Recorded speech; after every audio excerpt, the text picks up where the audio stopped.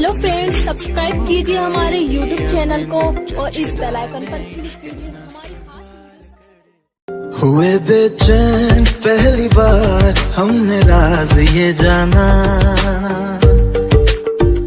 मोहब्बत में कोई आशिक क्यों बन जाता है दीवाना। अगर इकरार हो जाए किसी से प्यार हो जाए, बड़ा मुश्किल होता है दिल को समझाना। हुए बेचैन